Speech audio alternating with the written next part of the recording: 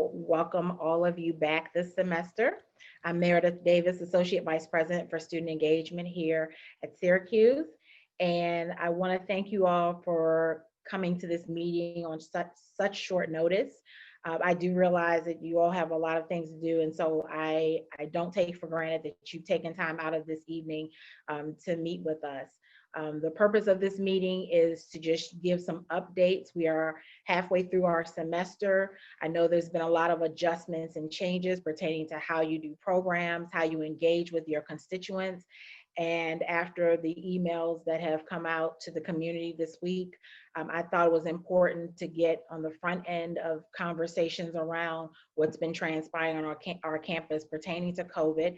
And as student leaders, I really think it's important to give you all as much information as possible. And when we have information to disseminate and share, I want to make sure that you're some of the first key people to know about what is happening. So today we have Joe Hernan, who is a part of the COVID response team institutionally. He's been doing a lot of work and a lot of the things that you've seen seamless, as well as things that we take for granted on a daily basis. Joe has been monitoring our numbers, working diligently with the Barnes Center and other stakeholders to make sure that we have a safe experience on our campus. So Joe is going to start, and then we have Caitlin Cowan from the Barnes Center, and she's going to share information about our health ambassadors and opportunities for you all as student leaders and your constituents to get involved with making our campus safe.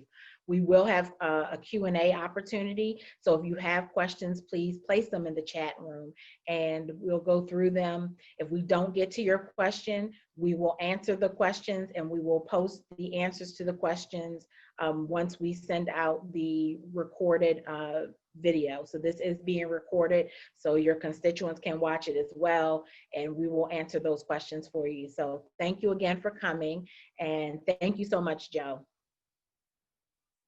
Absolutely. Thanks for having me. I just talk about COVID all the time now, so it's my thing. I kind of wanted to go over where we're at with numbers and kind of what that means and how to put it into kind of some sort of context of what it means as a community.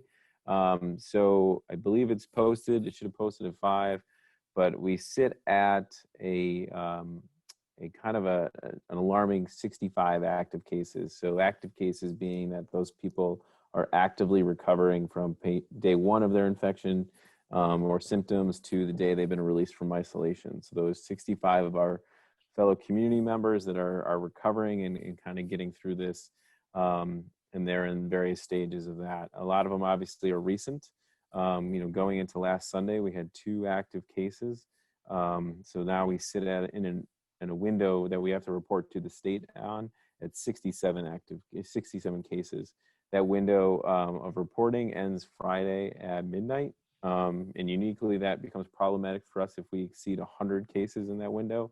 Then based on the governor's executive order and guidance from the New York State Department of Health, we will go to 2 weeks of online remote learning and no sort of any activity outside of online learning, to-go meals, very, very much in a pause phase as we try to wrap our hands around the current spread and its contact tracing process.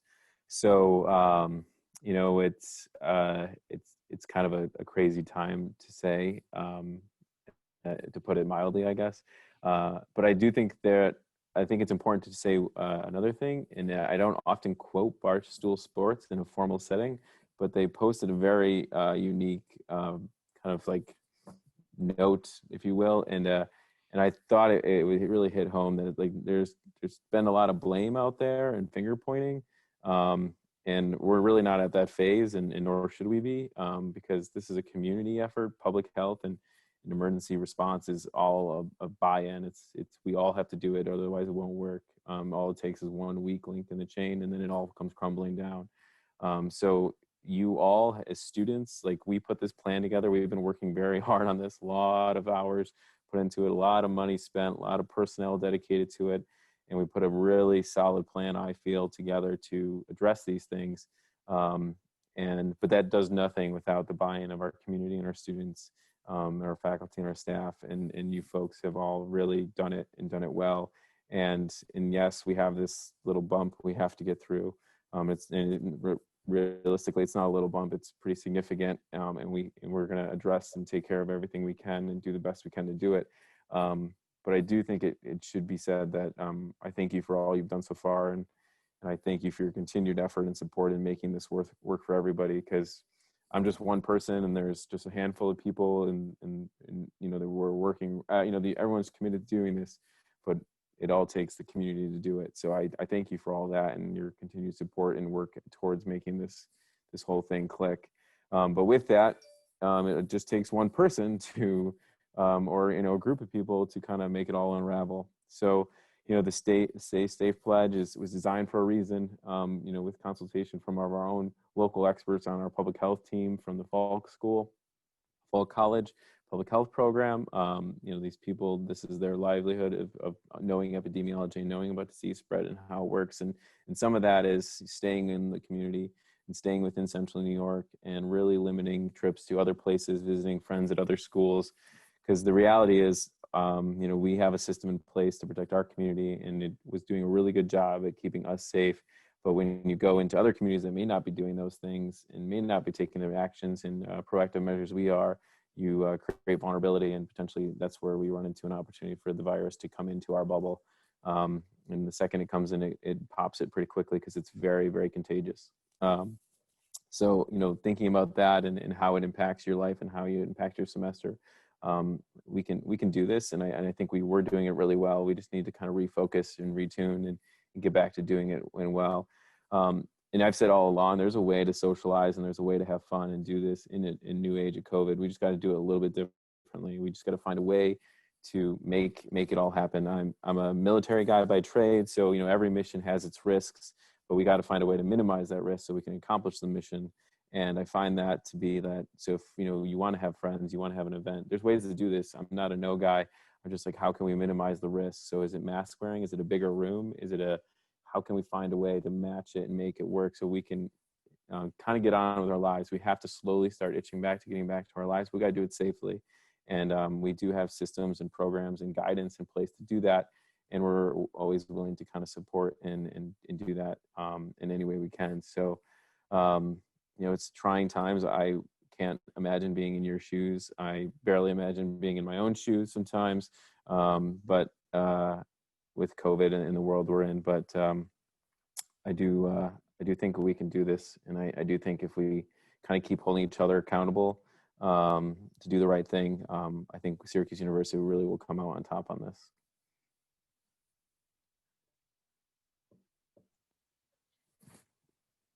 So Joe, could you kind of reiterate the expectations and guidelines? And I think one of the other things that we notice, and so right now we're in this holding pattern where we have limited in-person programming outside of the academic experience. But could you kind of reiterate what that looks like, and what are some ways in which students can safely gather, or at least provide some types of opportunities to engage one another physically? What are some of the safe ways? Yes. So right now in this current phase, it's really limited to that magic 5-person number. And that's because we just really want to keep it. We got to figure out where our spread is. I referenced COVID outbreaks in a very similar way of wildfires. So we got to find the hot spots and we got to cut it off so it stops spreading. And that's kind of why we've gone this route of no more than 5 people at a gathering. And then, you know, unless you live in a house that has multiple people in it, you know, you got to just kind of balance that appropriately. It's all about kind of just doing the right thing. And if it doesn't seem right, it's probably not in that context. So the 5-person, you can have, you know, small 5-person gatherings. So prior to this, that number was 25, and it's very doable to find a way to have an enjoyable time with 25 friends or colleagues or whatever it needs to be. But distance is always best. Distance and mask wearing were the 2 things that we were driving home to everybody. But even now with our recent conversations with the County Department of Health and the New York State Department of Health, they're putting more emphasis on the distance piece, mostly because people wear a variety of masks. The wear of the mask may be good, bad, or ugly. And then again, in the quality and then just the type of mask and all those things. So distance has been the big driver for them. They're if you can find a way to always kind of keep that 6 foot distance, and then in trying to engage your activity with that. Indoor space is not as good as outdoor space. Indoor space that is a larger than normal room is better. So if you think about like the normal build room occupancy, if you can do 6 feet in that room, but if you do 9 feet, that's better. So just doing it and thinking about the space and maximizing the larger spaces for those kind of activities would be great. Outdoor is better, but this is central New York and we're quickly losing ground on that kind of climate. And that's another one of the reasons we brought our testing inside the new stadium. But I think there's outdoor is always better. So if you can catch a sunny afternoon, activities are outside are much better than, they're not safe. They're not the safest, or they are safer, but they're not perfect. But definitely outside is better. The virus isn't as strong in UV lights and all the other conditions that exist outside to make it survive. And then surfaces, if you want to do something inside, you can absolutely do it. Again, think about those spaces, keep them as big as you can. And then think about high touch areas after you enter that room and then after. So maybe you go around with a quick Lysol wipe or something and hit the door handles, railings, seat tops. We're trying to avoid communal food. Communal food at this point is kind of like shared utensils, those things. The idea being, again, that person who may not wear the mask completely appropriately, and then something lands in the food, and then again, it's just very contagious. So all it takes is it to land on the right salad, and then everyone takes a scoop of that salad, and now here we are. So there's things like that. So that's why we've really kind of discouraged communal food and those kind of things. And it's either someone preps it for you and puts that onto your plate or things like that, just to kind of avoid those points of transmission. Thank you. So we are, if you do have questions, you can place it in the chat. And right now we'll go over to Caitlin. Are you able to stay, Joe? Yeah. I just got to make one phone call, but I will stay Sure. on. Thank you. So Caitlin, if you could introduce yourself as well and let us know your area, and you can take it from here. Thanks, Caitlin. Sounds good. Thanks, Meredith. So my name's Caitlin Cowan. I'm the Director of Health Promotion at the Barnes Center at the Arch. And I'm going to try to share my screen to do a little PowerPoint that I put together, just because I have some messages to kind of echo what Joe just was sharing, about the COVID-19, and then just some information about our Health Ambassador program. Let me just pull up the slideshow.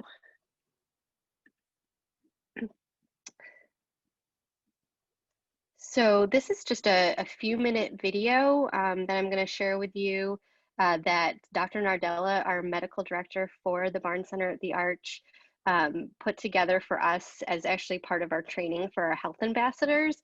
And I think it's actually relevant to you all as student leaders to hear too, because we can't have, just as Joe said, just one person or one group of students or faculty or staff on campus who are responsible for kind of community enforcement of following the Stay Safe Pledge. It's really all of our responsibility. And so I think this is a great opportunity to kind of get a better sense of the science behind some of the Stay Safe Pledge components.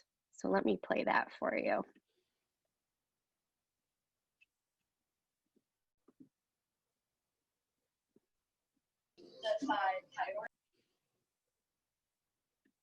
Sorry, is it playing?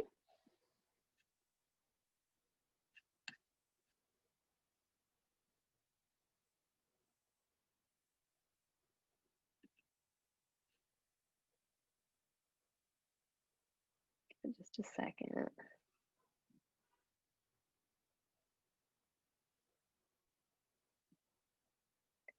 So while I'm waiting for that to try to play, we had it going just a second ago.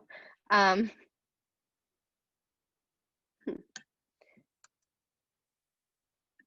one more thing.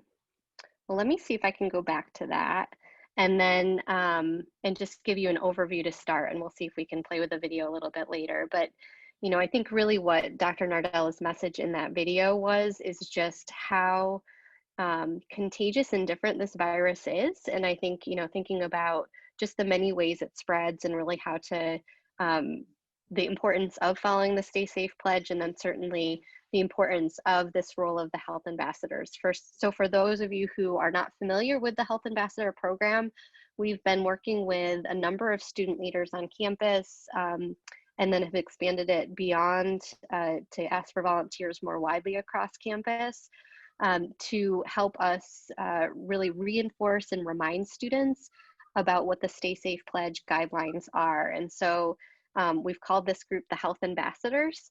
And so when students were moving in on campus all the way through now and into actually November 1st, we've really had students stationed in high traffic locations across campus to really try to help folks reinforce with their peers to make sure to be practicing physical distancing, to wear their masks. You know, we know that these habits were ones that were new for folks to be forming as they were coming back to campus, and then just, you know, reminding folks to, and being a presence on campus, to be following the Stay Safe Pledge, you know, understanding what those circles are on the quad, and, you know, things like that to really help reinforce the behaviors that we're really hoping to see from students as part of the safety measures on campus.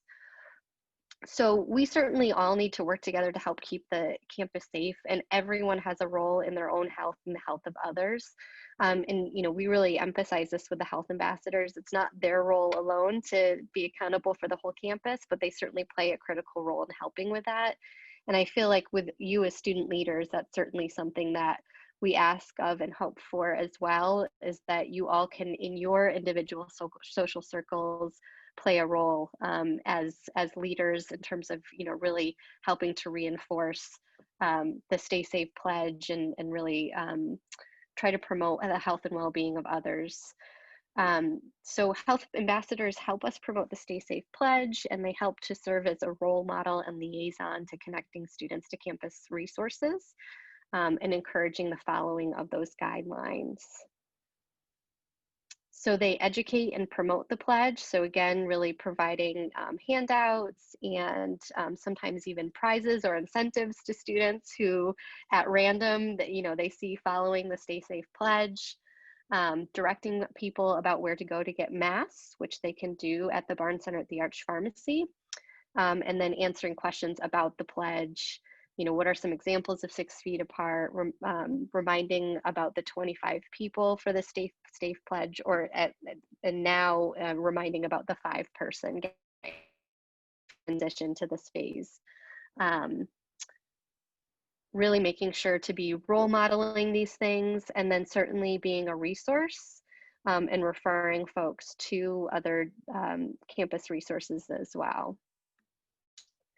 So you'll see them be wearing Goon Squad, orange Goon Squad shirts. So, you know, we connected and partnered with the Goon Squad at the beginning of the semester, given this was a major part of the move-in initiative and the Syracuse Welcome.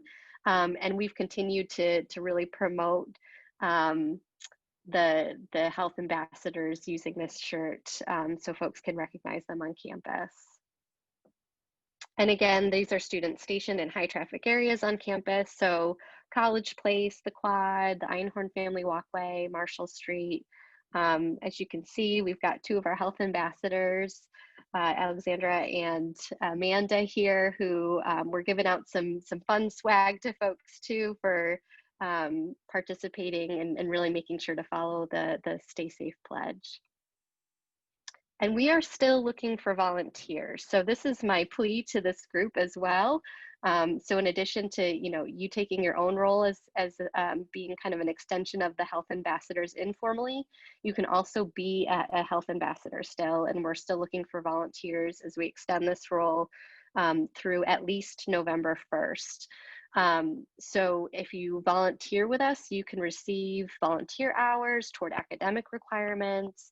I know the honors program has promoted this a bit as well for us, or toward you know, the competition. I think maybe tomorrow's the last day. I'm not sure if we've passed that time frame, but that's something too that we were really partnering on over the past month to really promote volunteering. And so you can still sign up. I'll pop the sign up form maybe either in a follow-up email through Courtney or through Tim in follow up to this meeting so that you all can have access to that. But we would welcome additional volunteers. You really can just sign up and get information about where to pick up your shirt and exactly what shifts are available and sign up for them on the spot. And we would just love that extra support if possible. The other thing I'll just mention, if you aren't interested in the specific health ambassador role, is we have been working with students since May on the Stay Safe Physical Distancing campaign, and we are welcoming students to help support that effort as well. That group meets Mondays from 2 to 3 p.m.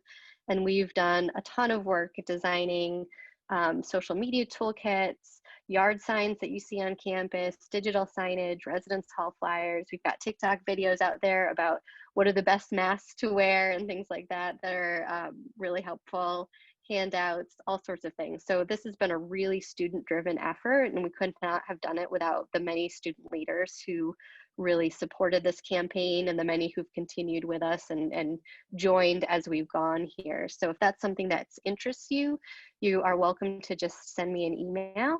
And I'd love to, or certainly contact Courtney and she can pass that along, and I can, you know, make sure to add you to that group. And then lastly, I'll just promote the COVID-19 wellness kit. So if you did not receive one or you need another, that you need some spare masks or whatever that might be, you can pick one up from the Barnes Center at the Arch Pharmacy. We know there were a handful of students for various reasons that may have got missed in the distribution of these kits, and we want to make sure that you all have those. So these include 3 masks, hand sanitizer, a no-touch tool, door opener, oral thermometer, and then some information about the pledge and some information about symptoms and what to do if you are experiencing symptoms, etc. So that's available for you at the Barnes Center at the Arch Pharmacy. Thank you. Thank you so much, Caitlin. So right now we had one question that was answered, and we have another question in the chat for Joe, and I'm wondering if Joe's able to come back online.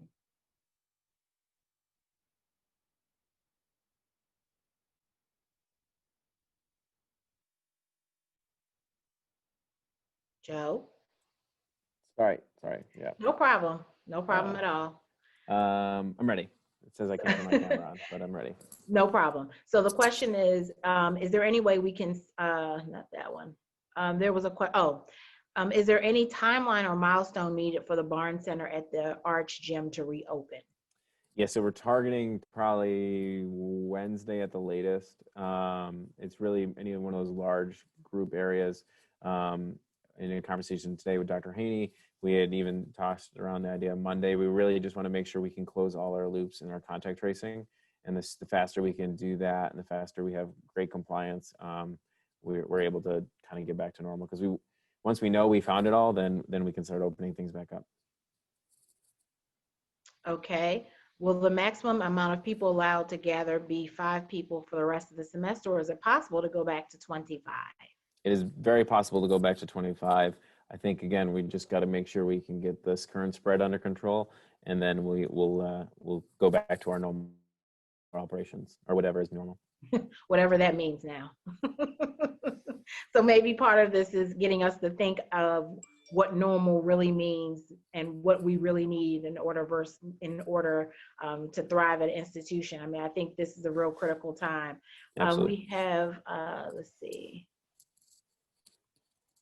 So if we reach 100 people, we won't get sent home. We will just go online. That's correct. Yep. That is correct. So a big part of that too is we reach 100.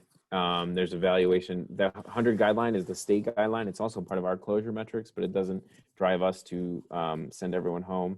Part of that is too taking a look at where do we have control of the spread, and that's why we did some of the actions we did with closing, like things like the Barnes Center and things like that, is to kind of get our hands around it. So if we can get control of it, if it doesn't continue to grow and exceed our capacity to isolate, quarantine, and contact trace, then we won't be sending anyone home. And one of the things that comes up often is sending people home. You've seen like SUNY and some of the other state schools do it where they just kind of send everyone home. We wouldn't just send everyone home. We would, find a systematic way if we did decide to send people home through testing.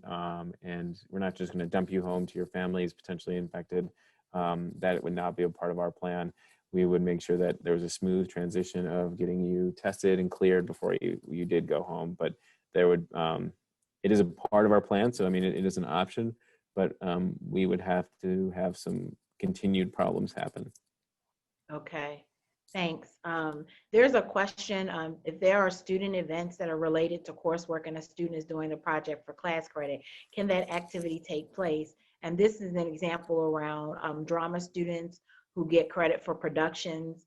So the concern is that, if the production is canceled, there's a possibility that it may impact their course load, their credit load. So is that something that probably they should talk to their academic department about? Yeah, for sure. Because I couldn't give you an answer that would make any sense. So I think if there are any courses that are, if there's anything aligned to your academic abilities to complete a course or to take some types of assignments or exams, that's something you should talk to your academic department about. If you have any other challenges with that, mdavis43@syr.edu.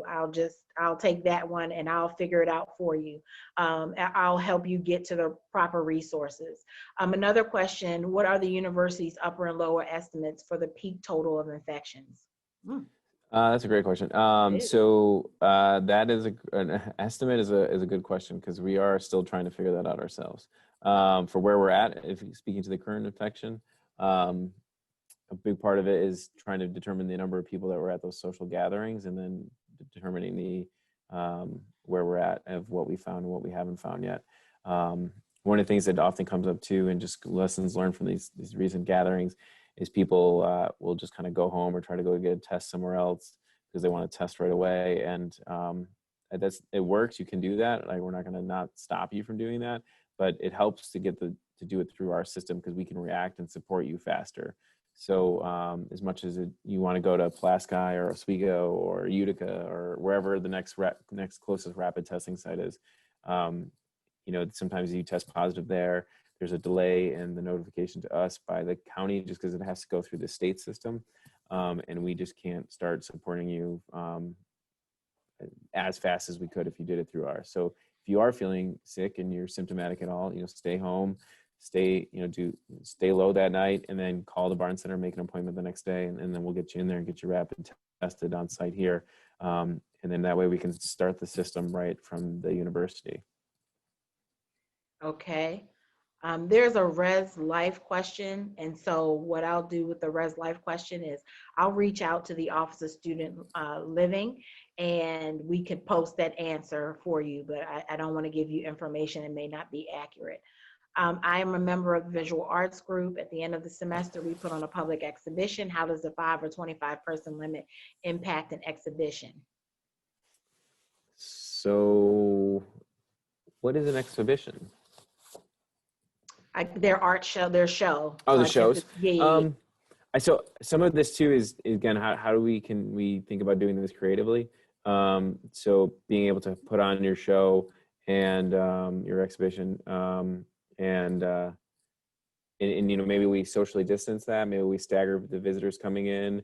Maybe we think about a bigger space. Maybe we think about renting a bigger building. Anything that makes a way for you to meet the need of your requirement, your course load, whatever the requirement is. But I think it's all about trying to do it creatively within the guidelines. Okay. So there's another question. Is there an estimated timeline in place for when you see these new restrictions being lifted or more restrictions being imposed, like academic classes being canceled? So academic classes should really never be canceled, to not like in the way that we previously known. There's this hybrid idea that we should find a way to move something online. Obviously there's programs that are just in person just by the nature of labs and things like that, so those might have to be rethought a little bit, but the goal is to continue the education it's part of our kind of our business continuity approach to all this, is when we get these things, how do we rethink that we can continue doing the mission and continue doing what we need to do. The timeline, like I mentioned, we're aiming for like mid next week at the latest, but hopefully early next week to have a good idea of where the spread is and where it isn't. And then we can kind of start loosening the restrictions, if you will, to kind of getting back to what is our current normal. Okay. Thank you, Joe. Yeah. So just in closing, because I don't want to hold you much longer. Just in closing, there are a couple of things. As student leaders, I want you to also think about your constituents, and there are some organizations that aren't having a lot of programs, and I know it's difficult and it's challenging, but we really want our students to engage one another.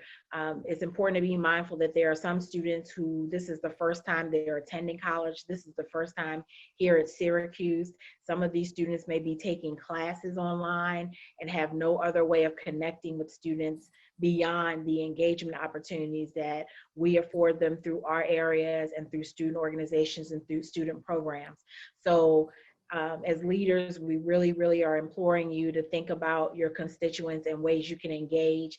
And that could be virtual through just meetups. It could be through just your meetings.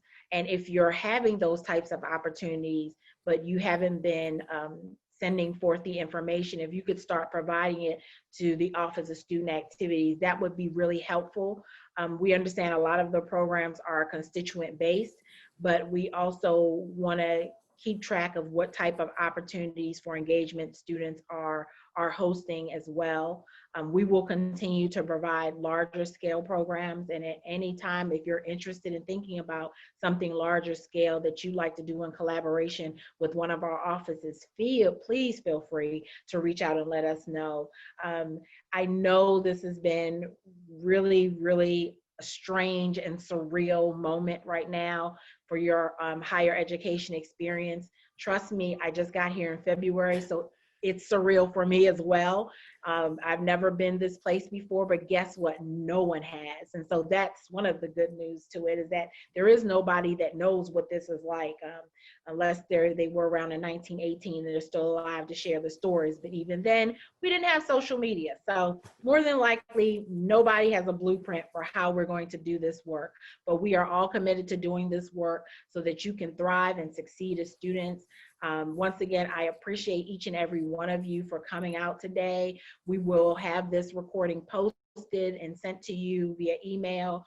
Courtney, thank you for putting this together at the last minute. Tim, thank you for being here. Office of Student Activities, you rock. Thank you so much for being here today. I am Meredith Davis, mdavis43 at syr.edu. If you have any questions, or if you just want to provide more feedback about this presentation, feel free to reach out to me. Anything else, Courtney, you can think of before we adjourn? I just wanted to address one last question in the chat about attendance. I know that we made it very clear that today was mandatory meeting.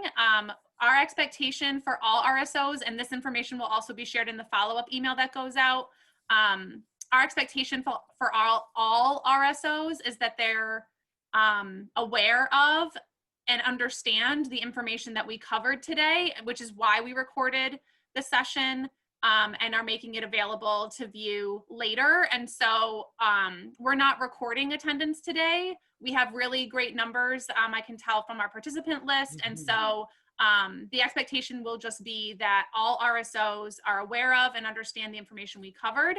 And so this is a little bit the honor system, because you are all student leaders and adults, and you know, we're getting a lot of positive feedback in the chat, you know, for taking the proactive steps to put this information out. And so I'll just echo what Meredith said and thank the rest of our presenters and panelists today, because I do think that this was really helpful for everyone. And thank you to Meredith for sharing her email. That's a huge bonus. And so thanks to all the students who were here, and I can see that they're kind of filtering out, and so thank you. that's right. yes, yeah, keep your heads up, keep the course, stay the course. You know, we can do this. Go Orange. We'll make it to Thanksgiving. We just have to all hang in there. So really appreciate it. Thank you all. Thanks everyone. Bye. Thank you. Thank you. Thank you. Have a good week.